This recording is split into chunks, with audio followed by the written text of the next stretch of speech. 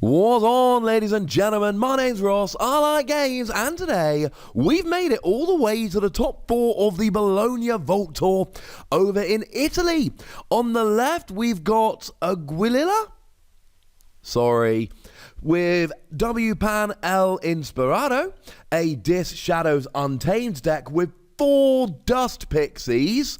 Though no full moon, though there is a hunting witch. Oh, that's going to be a big turn at some point. And on the right, we've got a Lesto 84 with Honk the Beneficially Topaz, a Brobnar Dis Shadows deck that we have seen on this stream before.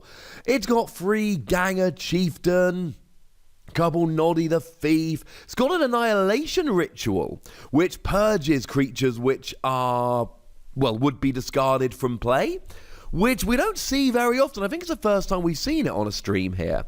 Okay, so we are starting off with a Lesto here, and straight away, looks like he's gone Shadows, and looks like he's gone Hidden... Is that Hidden Stash?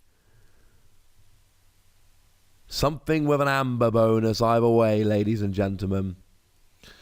So, over to Aguililla. I'm going to call him Ag. We got a Shula coming down. And we've got a Terror. No. I'm lying to you, ladies and gentlemen. It's a Pit Demon.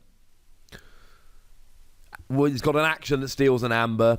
So both of those are kind of good, stopping your opponent reaping. Shula, if your opponent's got 4 Amber or more, you steal 1. But there's not much Amber out there, unfortunately. So we are going Brobnar here with Alesto here. Oh, and he gets Ganger Chieftain down right away to activate one of his creatures. That was very, very nice. I think that might have been a smash. And then discards a burn the stockpile. So he's able to take down the Pit Demon there. Doesn't want his Amber being stolen. I can't really blame him for that, ladies and gentlemen. That seems like a fairly sensible option. So, looks like we are going Untamed, and there is the first of his 4 Dust Pixies, which is frankly ridiculous. Now, he does actually have 2 Nature's Call and a Hunting Witch in the deck. Hunting Witch means that every time he plays one, he gets a 3rd Amber, and 2 Nature's Call, they let you pick up... Well, it returns 2 creatures or 3 creatures to their owner's hand. That could be yours or your opponent's. So between the 4 Dust Pixie, 2 Nature's Call, and Hunting Witch, I am expecting some ridiculous turns here in terms of Amber generation for Ag. It's, yeah. That's going to be huge, ladies and gentlemen. That's going to be absolutely huge. So, he's got himself 3 Amber here, using a nice token, which makes me very, very happy indeed. What's Alesto got? What's he got to try and fight against this here? Oh, and if that wasn't enough, he's also got a regrowth, so he can use a Dust Pixie which has been KO'd. His deck is really set up for Dust Pixies here, ladies and gentlemen. So we're over to Dis here then. And I believe that's a Gongoozle. Deal 3 damage to a creature. It's not destroyed. Your opponent discards a random card from their hand. And it's actually really handy because you generally have 6 cards in your hand. So you can just roll a dice and see which one gets rid of. Now, he actually gets rid of a Ghostly Hand, which was going to give a double Amber bonus, not unlike his Dust Pixie. That's a bit harsh. That's a good one to go for. Seriously, I'm drooling over Ag's deck here. It's ridiculous. It's absolutely ridiculous. His Untamed suite is one of the best I've seen. Right, anyway, back to the actual game. Less about his deck till we get there, and it's relevant. So what's he going for here? Yeah, he's just getting rid of... Oh, he's purging. Bit mean. Purging a creature there. Very, very nice. Oh, and he's got a Nerve Blast coming down. So we've seen that. What do we call it? The cheeky damage, as I like to call it. Steal an Amber, deal 2 damage to a creature. Gets a Shadow Self down to protect the Dust Pixie and whatever else might go down next to it as well. That's not bad, ladies and gentlemen. That is not bad at all. Incidentally, was an Oubliette that came down. Allows you to purge a creature with power 3 or lower. So, bye-bye, I suppose. Having said that, still sat there with 4 amber, not on check yet. So we do see a dis turn here. We're seeing some creatures hit the field, including a dust imp. If it gets destroyed, you gain 2 amber. That's going to help. And it looked like a Shula came down there as well, which allowed him to steal an amber. That's not a bad one to go for.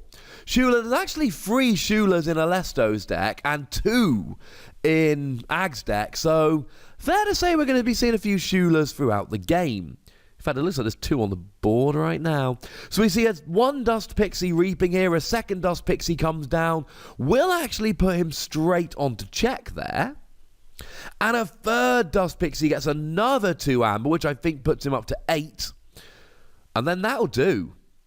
Now, if he's able to get a Nature's Call next turn or in the near future, he's going to be able to play Nature's Call for the amber bonus, pick up all 3 of them, and then play all 3 of them back down to essentially gain 7 amber with a single card. You can see how he's got so far in the game. I mean, he's got Shadows and Dis. He's got some stealing in there. He's got some disruption. It's not a pure amber generation deck. But he has and have got some good amber generation in there as well. It seems like a very balanced deck here. And certainly he's taken the lead in terms of the amber on the field. So one of the Dust Pixies does go down there. I mean, they've only got 1 power. They're not difficult to take out, unfortunately. They're not going to last on the field, but there is a regrowth there, which could help. So Shula comes down to steal an amber. Like I've said, there's 5 of them between the 2 decks. We're going to be seeing a bunch of them as this game goes along. And then we see... Oh! Another Shula. Oh. Ag did lose his one on the board, but Alesto's now got 3 Shula down on the board. That is all of them, incidentally. That's all he gets. But he's leaving himself at the end of the turn on 9 amber. That's pretty huge. Now, Ag does get to forge his first key, but he's not doing as well as he might. I mean, certainly, Leicester did a really good job there of just getting rid of them. And you'll notice Ag, as his keys here, he's actually using the house badges, though with the pins removed, from the 3 houses in his deck. So he's just flipped over his shadows. That makes me kind of happy. So, I mean, this would be a great turn to drop a Nature's Call. This would be a wonderful turn. But he's not actually got very much done. Alesto has forged his first key. Now, the reason he didn't get very much done was because at the end of last turn, Alesto actually played a Control the Weak, forced Ag into a house where he couldn't really do anything.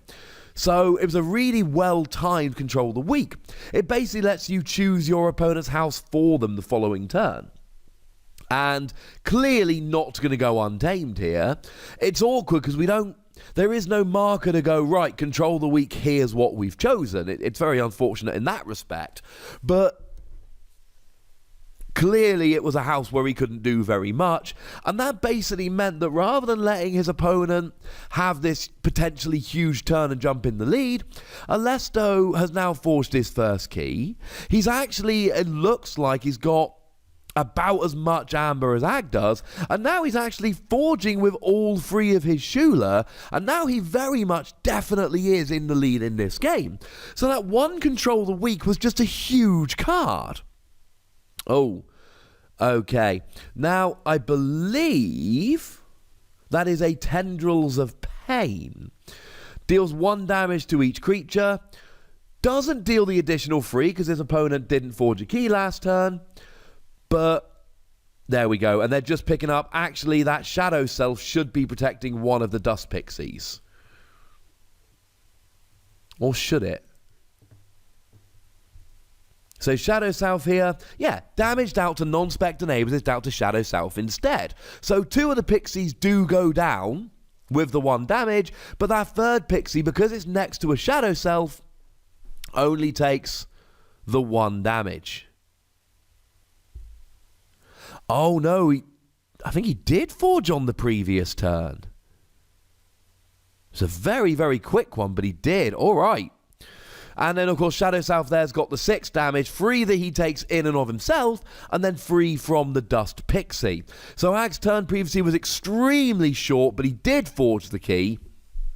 So we do see the 3 damage going around to everything. Good news is Shula's got 5 power. So, Ag finally does actually get a bit of a turn. He goes Shadows. He's reaping with Shadow Self. Now, it looks like his opponent is on check. Now, we do see too much to protect coming down, stealing all but 6 of the amber. Puts Celesteau down to 6. He only actually stole 1 amber. Okay, and now he drops Relentless Whispers. He'll do damage to a creature if it's destroyed, steal an amber.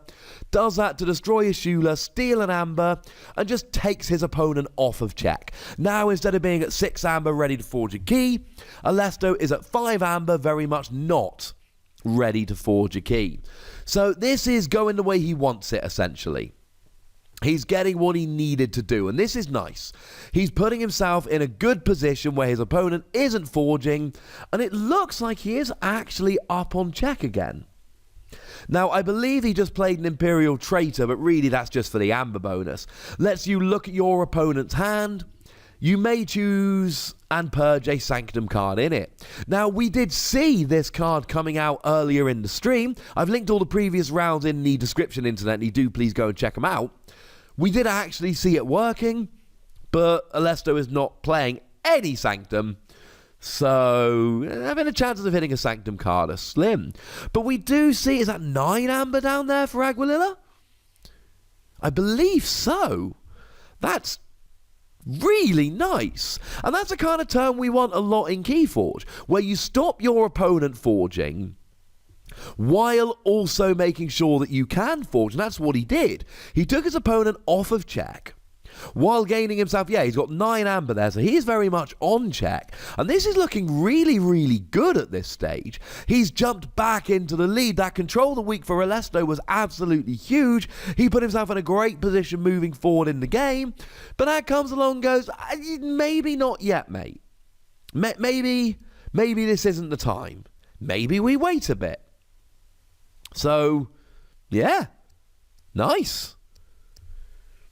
So Celesteau's thinking here, he's not got much. He's got 2 practically destroyed Shula on the board. No other creatures, no artifacts. His opponent's got 9 amber and he's got 5. So he's in that position now where he kind of needs to do a bit of everything. He needs to build up his board a bit and get a bit of board presence. He needs to get himself over that check mark of 6 amber. And he needs to try and get rid of 4 amber from his opponent. Now, Loma Flamefist comes down. That's not a bad little start. If your opponent has 7 or more amber, they lose 2. So it's not stealing, but it's a good start. We then see follow the leader? I believe that was follow the leader. For the remainder of the turn, each friendly creature may fight.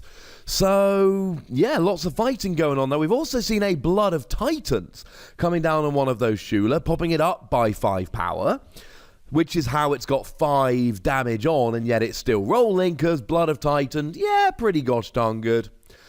And it gives you an amber as well, so, okay. He wasn't able to stop Ag forging. He's got 2 keys. But he was able to establish a mildly better board presence, getting down the Loma Flamefist, getting down the Blood of Titans. He was able to put himself on check, and he was able to get rid of a couple of amber. I mean, obviously, most of the time, bar a few exceptions, your amber carries over. So even if you get rid of a bunch of your opponent's amber but don't stop them forging, you're still hurting them. So we see a second Pit Demon coming down here, and we see a Charette coming down, capturing 3 amber.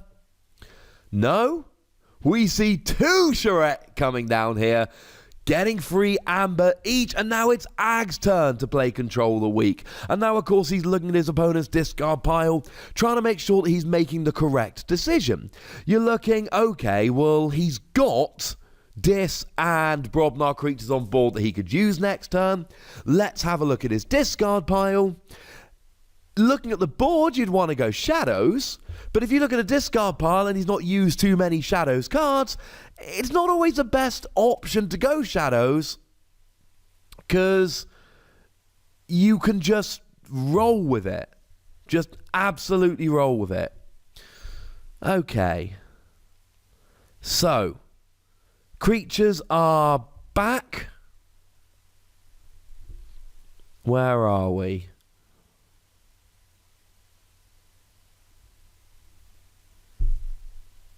Okay, so Ag there. I mean, just the double shred alone was good enough. Because Alesto should be forging a key right now, and you can destroy both the charrette, and every time you destroy a creature, you get the captured amber. Essentially, captured amber always goes to the other player, the player who doesn't control the creature, regardless of how it was captured. Which is why there are cards that allow you to let your opponent capture amber. But it just stopped him for the time being. It just put him in a great position where he stopped his opponent forging. So we see Nerve Blast here, stealing a bit of amber, doing a bit of damage. And then I believe Relentless Whispers to take out the Shred. That's a nice little combo. So you got to get them the right way round, because Relentless Whispers deals 2 damage and steals if you destroy. Nerve Blast steals an amber and then does 2 damage. So by doing both of them, you stole 2 amber, took out the charrette, which got you your free amber back. And now he's right back onto check. Gets down, I believe that's a Noddy the Thief coming down. 2 of them in his deck. It's got an action to steal an amber, not unlike Pit Demon. By which I mean it's literally the exact same skill as Pit Demon. So he's got the board presence, Alesto, here. And he's quietly been coming back in the game. Ag's been stopping him a little bit.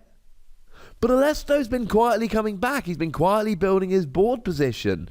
Getting rid of his opponent's amber. It looks like Aguililla doesn't actually have any amber whatsoever right now. So even though he's up by a key, it's still a fairly precarious position. Now Alesto's only got 6 amber. It's not going to take much for Ag to stop him forging. But we've not seen, I mean, I spent a large part of the beginning of this video talking about all the things that he can do with his 4 Dust Pixie, plus Regrowth, plus 2 Nature's Call, plus Hunting Witch. I mean, there are potentials for, oh goodness. I mean, with a Hunting Witch and a Regrowth and 4 Dust Pixie, you could be getting like 20 amber. I've not done the sum, I'm trying to commentate the video, but you see where I'm going with this.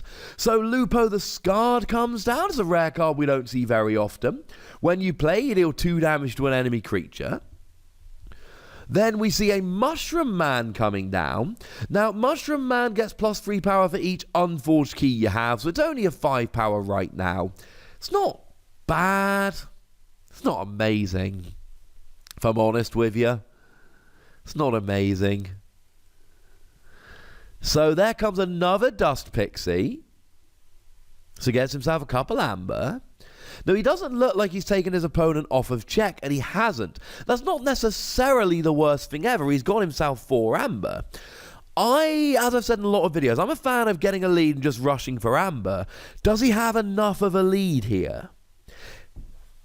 Because his opponent he only had to get 1 amber away from his opponent, and he's got a Pit Demon on the board there. Now, I don't know what his hand was like, but if he'd have gone Pit Demon, he could have used the action to capture an amber, or steal an amber. That would have stopped his opponent forging. Now, down comes Bait and Switch. Now, remember, we are post-errata here, so you only get 2 amber. But Ag could have stopped him forging for a turn then.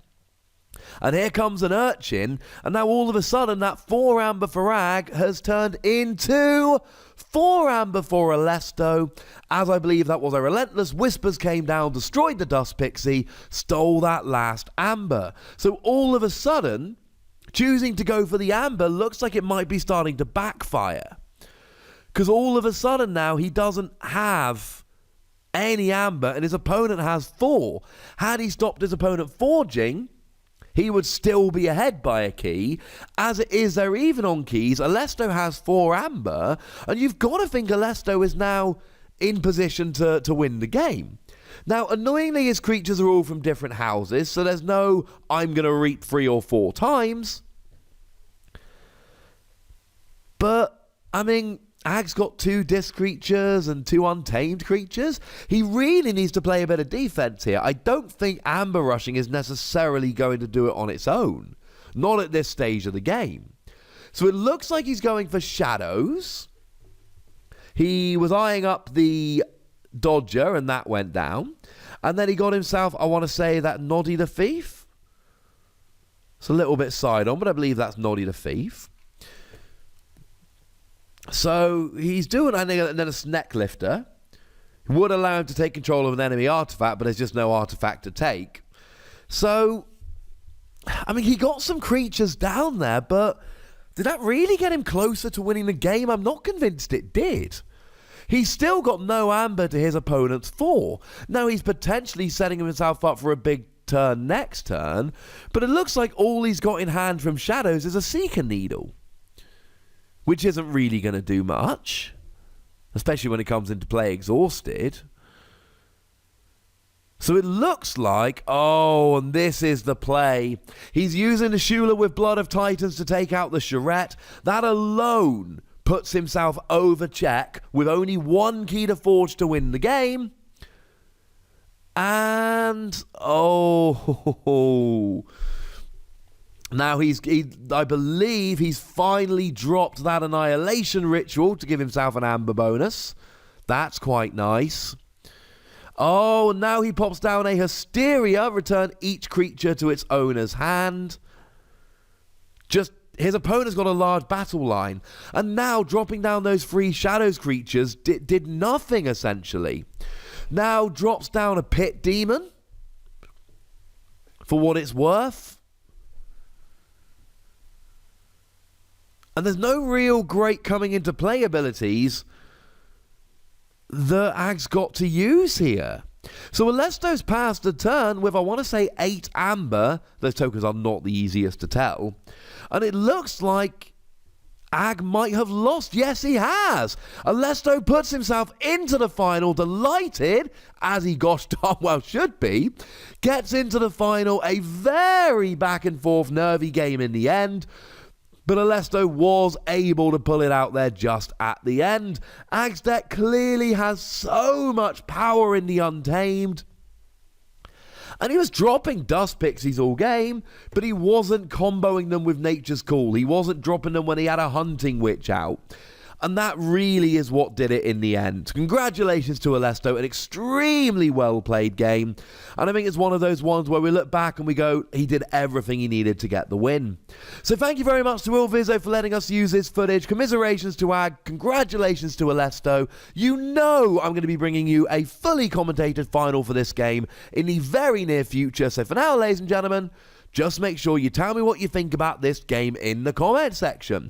And then, of course, make sure you like this video, subscribe to this channel, and follow me on Twitter at @theWossy, where we talk about games like Keyforge, but also a whole bunch of others. But by far the most important thing, as always, look after yourselves till next time. Thank you very much for watching. My name's Ross, and you've been watching Wossy Plays.